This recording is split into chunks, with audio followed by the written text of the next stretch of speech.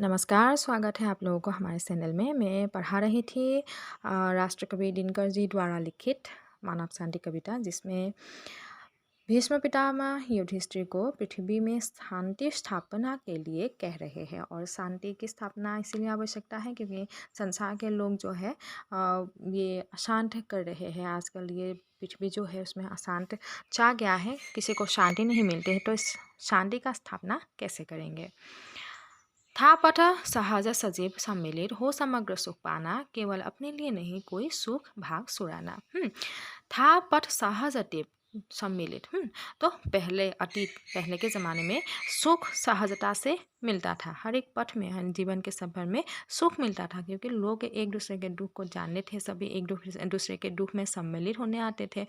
तो ऐसे ही हमें सुख की प्राप्ति हो जाते हैं। जैसे कि हम दुखी हो जाते हैं, कोई व्यक्ति हमें दिलासा देते हैं तो हमें आनंद की प्राप्ति होती है। तो ऐसे समय में, अतीत के समय में ये सब होता रहता था। हो समग्र सुख पाना, ऐसे ही हमें सुख की प्राप्ति हो जाते थे। कोई एक नहीं है तो दूसरा से ही हर कोई लोग होते थे। लेकिन आजकल क्या है, लोग सिर्फ अपने तक सीमित है। दूसरे के बारे में सोचने के लिए उनको समय ही नहीं है।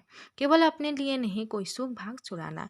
यहाँ ऐसी कोई बात नहीं है कि सिर्फ हमें ही सुख की प्राप्ति चाहिए, सिर्फ केवल सुख मुझे चाहिए, किसी और को ना मिले।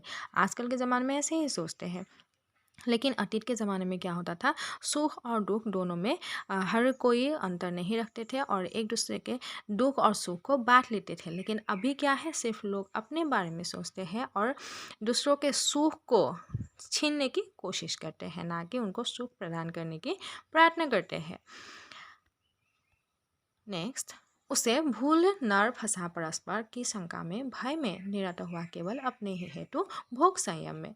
तो आजकल क्या है, लोग नर यानी कि मनुष्य सिर्फ अपने को लेके फंसा हुआ है। परस्पर एक दूसरे को विश्वास नहीं करते हैं, सिर्फ अपने को लेके ही मग्न है कि शंका में, भय में।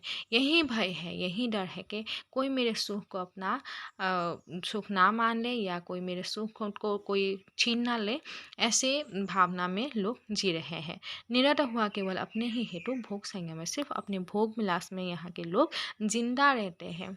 केवल अपने सुख भोग के लिए ही सोचते रहते हैं, किसी और के सुख दुख को कोई महत्व नहीं देते हैं, या सोचने की किसी को समय ही नहीं होती है।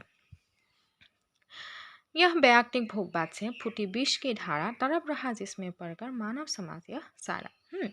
तो यह वैयक्तिक भोगवाद है। भोगवाद यानी कि भोग, खुद खुद कैसे हम भोग विलास करें, आनंद की कैसे प्राप्ति हो जाए, ये व्यक्तिगत। हर एक व्यक्ति जो है सिर्फ अपने बारे में सोचते हैं, अपने भोग विलास के बारे में सोचते हैं। दूसरे को खाने को मिलेगा या नहीं मिलेगा, इससे उनको कोई लेना देना नहीं है। फूटी विष की धारा, तो इसी से क्या होता है, विष की धारा बहने लगते हैं। यानी कि मन की जो भावना है वो उसमें कलश की भावनाएं, जो बुरी भावनाएं है वो छा जाता है। क्योंकि हमें क्या करना है, दूसरों के बारे में भी सोचना है, ना कि अपने बारे में सोचता है। तो जैसे ही हम अपने बारे में सोचेंगे, किसी और के बारे में नहीं सोचेंगे, तो वो जो विष की भावना है, बुरी बुरी जो भावना है, वो हमारे हृदय में रह जाते हैं, फूट निकलते हैं।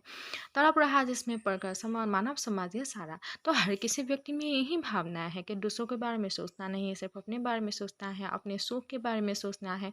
कोई व्यक्ति दुखी है तो क्यों दुखी है ये हम पूछने तक नहीं जाते हैं। तो इसीलिए लोग क्या हो रहे हैं, अपने भीतर के उस दुख को, उस विष को पालते हुए वो तड़प रहे हैं। क्योंकि दुख ज़्यादा हृदय में विष अगर भरा हुआ होगा तो खुद को ज़्यादा कष्ट मिलेगा। क्योंकि हम अगर अपने दुख सुख को बांटेंगे तो क्या होगा, वो मन हल्का हो जाता है। लेकिन आजकल के लोग ये सुख और दुख बांटने की कोशिश नहीं करते हैं। तो इसीलिए ये जो मानव समाज है अकेले पड़ चुका है और अकेले में ये दुख में तड़प रहे हैं। प्रभु के दिए हुए सुख इतने हैं, विकीर्ण धरती पर भोग सके जो इन्हें जगत में, कहा अभी इतने न। तो प्रभु यानी कि भगवान ने हर किसी को बहुत ज़्यादा सुख दिए हैं। बहुत ज़्यादा सुख दिए हैं। कोई कैसे भोग करेंगे ये अपने ऊपर निर्भर करता है। विकीर्ण धरती पर, ये जो धरती है इस पृथ्वी में तुम कहीं भी देखो तो हर कहीं सुख ही सुख नजर आ गया, क्योंकि भगवान ने हर किसी व्यक्ति को केवल सुख ही दिया है। भोग सके जो इन्हें जगत में। तो ये क्या करना है, उस सुख को, भगवान के दिया हुए सुख को हमें भुगतना है इसी जगत में।